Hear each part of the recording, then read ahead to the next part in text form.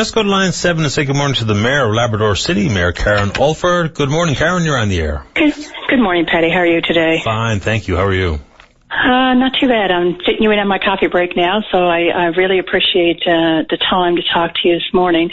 Certainly you have some heavy discussions on the go there around racism, and I guess it's very discouraging and sad that in our the realities that these young children and others in our communities are facing, and anything that we can do to stop that stigmatization of people, we need to do it. Absolutely. But I guess what I'm calling about this morning is around the hydro, and I understand it's a very complex issue that people don't understand, and that we have a cost of service arrangement in how hydro is paid for in our province, and we have 3 grids, being the Labrador Interconnected Grid, which is Happy Valley, Goose Bay, Sheshatshiu, Northwest River, Labrador City, and Wabush. We have the Labrador Isolated Grid, which is all the communities that on the coast of Labrador, and then we have the island system.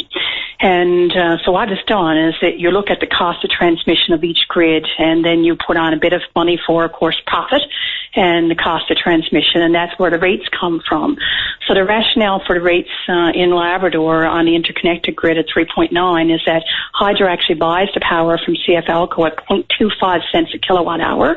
They don't pay anything for the cost of transmission because the lines were actually put in by the mining companies 50 years ago going to the Labrador West, and I would hazard to say that probably the federal government or the military put in the lines going to Happy Valley Goose Bay at one point to the base there. And so that's why that this cost of service is at 3.9 cents. And what we were able to do when we were hit with the 25% increase was we as communities actually had to come together and hire a lawyer, being Ed Hearn, who has got a lot of experience in this field, to work on our behalf as an intervener with the PUB to get all the information around how the costing is done around the upgrades to the system, and to look to see if what they were requesting, being hydro, was actually fair for the residents on the interconnected grid.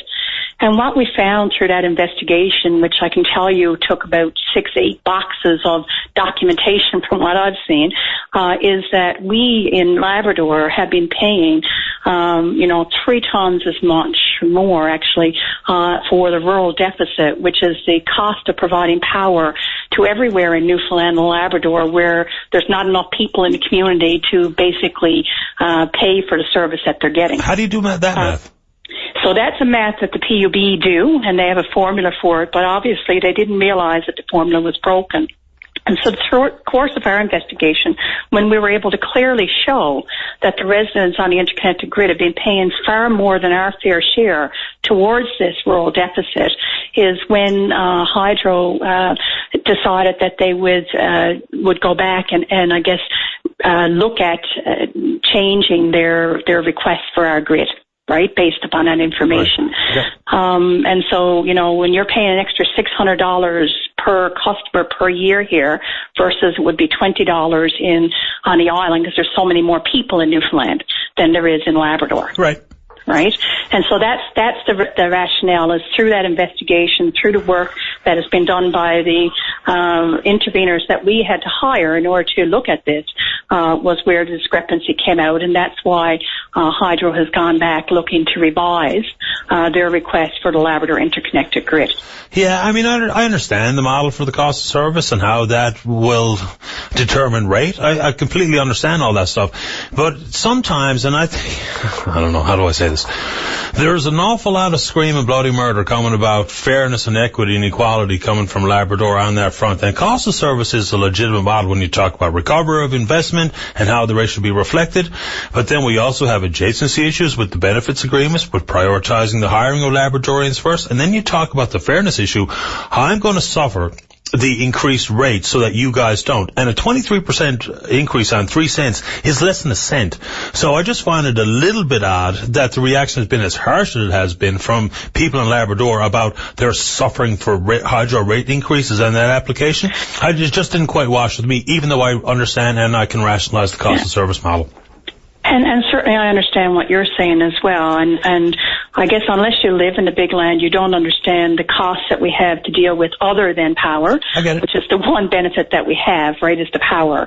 When you're dealing with communities that don't have road networks to connect them, when you're dealing with communities that have dirt road networks now that they're replacing tires every week or windshields. I mean, I don't even bring my vehicle to the garage every time my windshield gets cracked into it now. It's just crazy. Yep. When you're dealing with dirt roads. And then you look at, even as a municipality, the cost for us to provide services to our residents, like basic infrastructure, costs us 40 to 50% more to do the work than it does in municipalities in Newfoundland.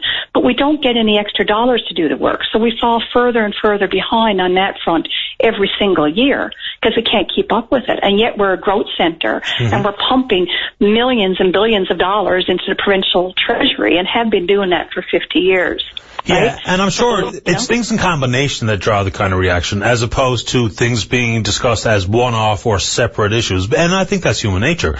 If you think you haven't got the required investment when you compare it to the amount of money you've been taken out of Labrador, you talk about the roads, you talk about the different cultures that are represented in Labrador, not necessarily the same on the island. I understand how we get to where we get, but I think sometimes, and listen, it's not Labradorians, it's Newfoundlanders and Labradorians who play the same card in that point. If you feel like you've been left behind, if you feel like you've been hard done by, then the next issue that pops up, you will react maybe harsher and quicker than you would have if it was an isolated issue. I understand what's going on here, and I make my points, and I get a fairly solid beating for making it, but I do, and I stand by.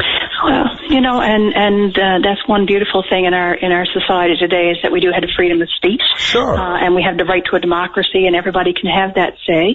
I guess my standpoint is I just want people to come from an educated point of view and to understand how our system works and the realities that we're facing. And that's what we do as community leaders every day when we're talking to our government partners at the federal and provincial level, as we're looking to try to find ways that we can step up and be the growth center that the province needs us to be for the new mining developments that are happening, that are going to pour, $25 million of GDP growth into the province as a whole, and yet we're suffering because we're growing. That's not a good reality. Yeah. So we're trying to work with them to try to find ways to overcome that. And I have to say that we have been working with all levels of government, and they are listening. But it's going to take, I guess, some, looking at various angles and challenges to make decisions that are going to work in order to ensure that we, who have the resources and are driving the economy, are going to be able to continue to do so for the province, because we need to do it for the province. Yeah, we understand that. And there's some overlap there with growth centre and services required that are, not up to scratch. I think the Northeast Avalon, people think we got it all, but we are trying to catch up here too. We really are. And so the point you make is fair, and I understand it. I don't necessarily understand the realities of life, the costs associated with everything, cost of living in Labrador compared to what it is here. I don't necessarily understand or completely embrace cost of service, because we all have our own distinct issues. Maybe we don't spend enough time trying to digest them and understand them a bit more before we react. But I always enjoyed the conversation with you, Karen. Anything else you want to say this morning? No, I guess it could be quite intense if we start to try to delve into it a bit more, but I certainly do appreciate the opportunity, and I wouldn't mind sitting down with you sometime, Patty, and talking about and showing you some of the realities for our residents. Yeah, because, I think that's what we're doing right now with our government partners is, who are mostly located outside of our area, is really showing them what the residents here in our area deal with on a daily basis that affect our ability to provide the services that need to be provided, and also that, to be able to step up and do what needs to be done for the province as a whole. Right? And so a little investment sometimes will mean in the long term a greater return. Right? And that's what we're trying to say. Do you think Labrador is distinct and alone in some of the concerns you have compared to, say, some parts of rural Newfoundland, who I think, when I speak to them, it's remarkable how similar the sentiments are? There is no doubt that even within Labrador, there are big changes and challenges that are different from one side to the other. So the west, central, the coast. We all have our unique challenges. Many of them are shared with the communities in the province for sure, which is how we work through municipalities, Newfoundland and Labrador, and the Federation of Canadian Municipalities, trying to find innovative ways that we can ensure all communities thrive, in fact, right? So, there are some uniquenesses to the geography, I guess, that we experience here, and the amount of natural resources, I guess, and what those kinds of major industrial developments have, which is different than what most places in Newfoundland experience. Fair point, and point well made. Appreciate your time this morning, Karen. Thank you very much. Stay in touch. Have a great day. You too. Bye-bye. Bye-bye. Mayor Karen Oldford, the Mayor of Labrador City.